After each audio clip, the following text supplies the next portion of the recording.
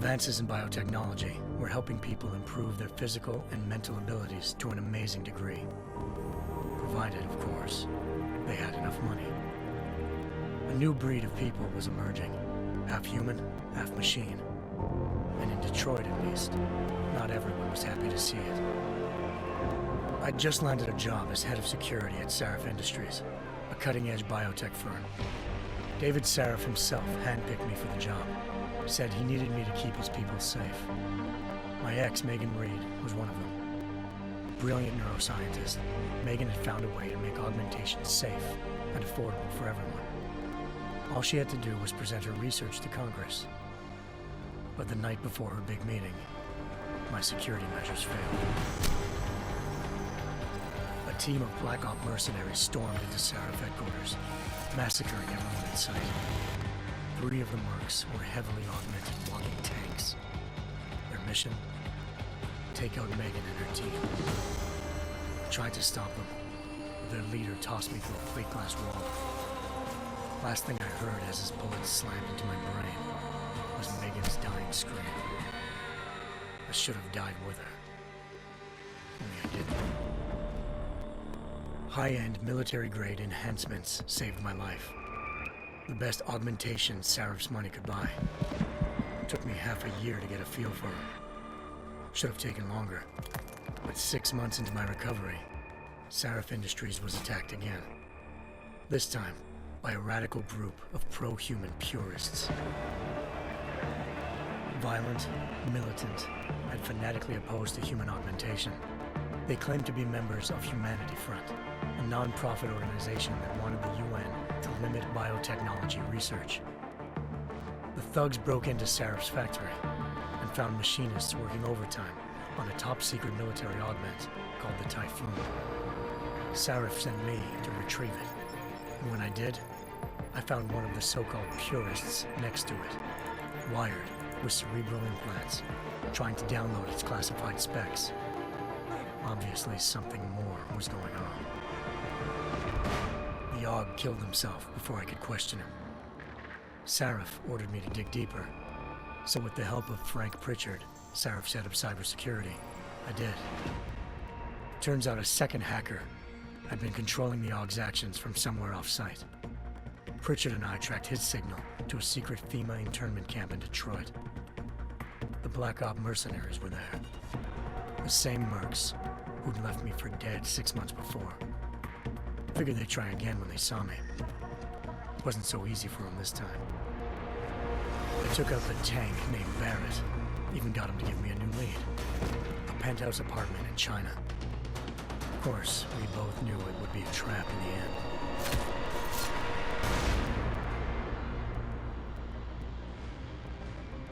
𝐤𝐤𝐤 Island, China.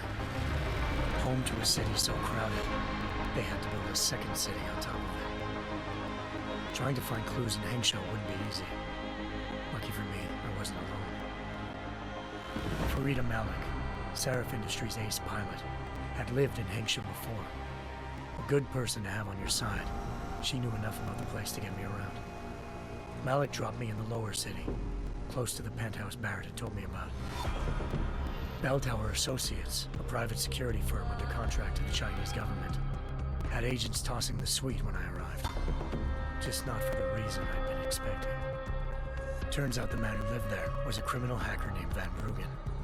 The same hacker who'd been remotely controlling the AUG in Sarif's factory. Van Bruggen's panicked decision to force the man to commit suicide had been a mistake. Now his mercenary partners were gunning for him, and I needed to find him before they did. Locating Van Bruggen meant playing nice with the triads, 𝐤𝐤𝐤's organized crime lords. They had the hacker holed up inside a low-rent capsule hotel. By the time I found him, Van Bruggen had no qualms giving up the woman who hired him. �ฑ𝐢 president of the 𝐈 Medical Corporation. According to Van Bruggen, Zhao wanted to monopolize the augmentation industry and had hired Black Op mercenaries to destabilize her competition. Sarif Industries was at the top of her list. To prove this, I needed to get inside TYM and grab a surveillance hologram off a server. I suspected Van Bruggen was hiding something when he told me this, but nothing could have prepared me for what I saw. Megan wasn't dead. She and her 4 best researchers had been kidnapped, spirited away somewhere while their kidnappers made it look like they were dead. Desperate to learn more, I confronted 𝐲 in her penthouse. She claimed to be a pawn in a bigger plan, and hinted at a group so powerful it controlled global interests at a whim. Then she slipped into a panic room and hit the alarm, forcing me to make a very quick exit. I figured 𝐲 was lying, but part of her confession made sense. David Sarif had been worried about his people. So worried, he'd required all of them to have subdermal locator devices surgically implanted. The GPLs would have been broadcasting the day of the attack. But 𝐲 said a single call to 𝐃𝐨𝐬𝐿, the world's leader in global 24-hour satellite news, had turned those signals off. I needed to fly to 𝐃𝐨𝐬𝐿's headquarters in Montreal if I wanted to learn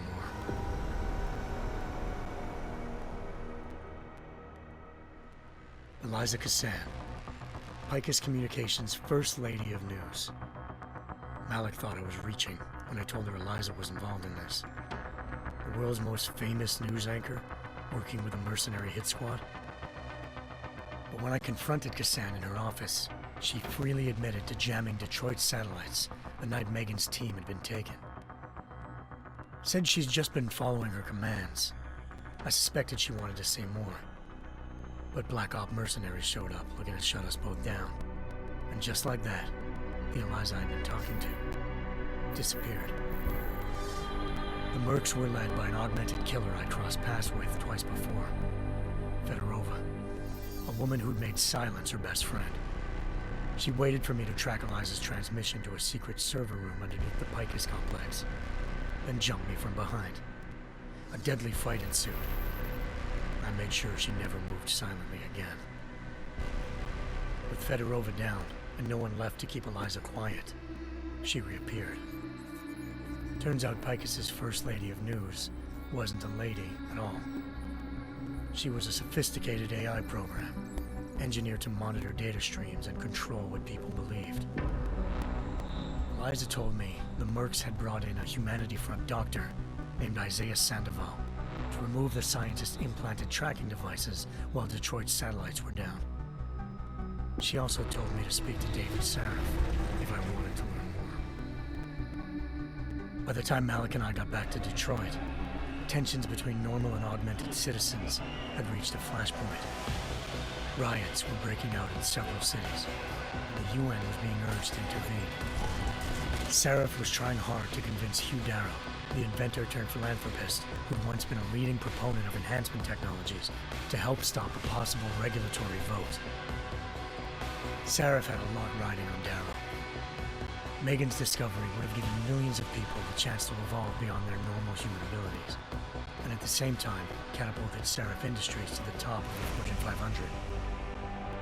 According to Sarif, Megan's kidnappers knew this, and didn't want people evolving unless they controlled how it was done. He called his enemies Illuminati, and urged me to keep searching. Determined to do so, I tracked down Sandoval via America's most outspoken augmentation opponent, Bill Taggart, Sandoval's boss and founder of Humanity Front. Sandoval admitted to operating on Megan's team when I confronted him, but said he hadn't removed their GPLs. He'd merely switched them to a different frequency. Pritchard was able to trace one of the signals to China. Malik and I immediately took off in pursuit. Unfortunately, the Illuminati were one step ahead.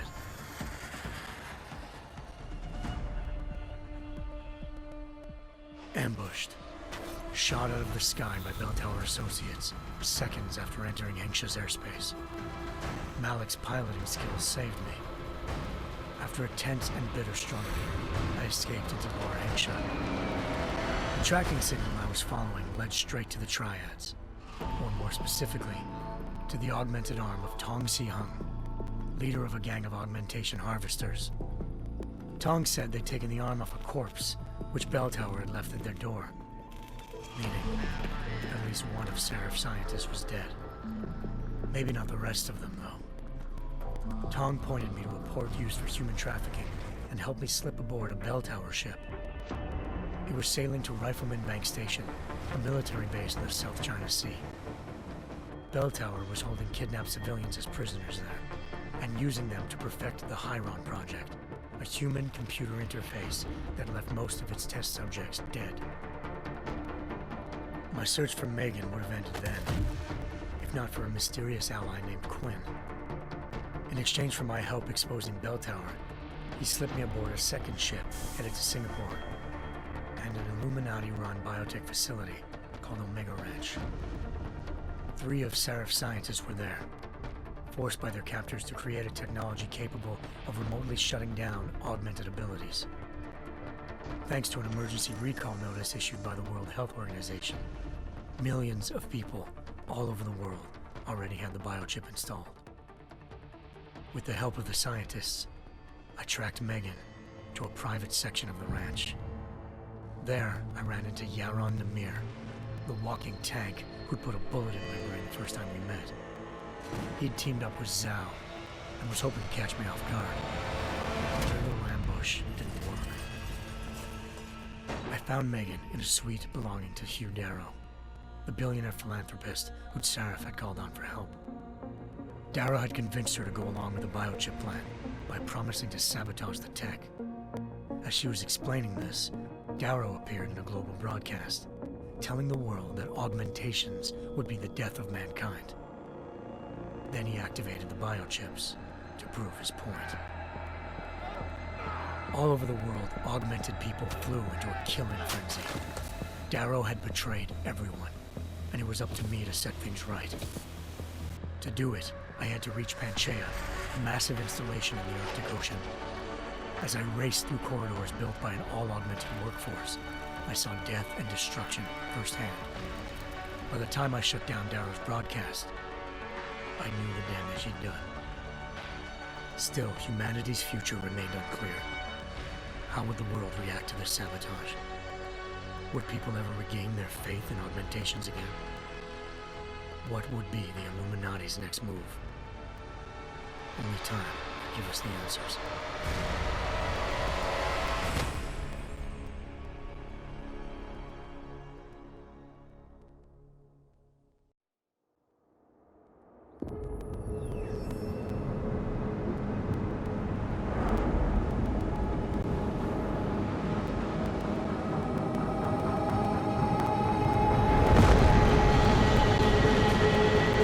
I once thought I could save the world.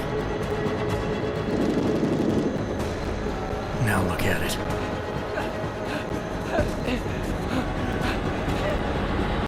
In yet another augmented terror attack, 251 passengers aboard Sister Airlines Flight 451 were killed when an augmented passenger broke into the plane.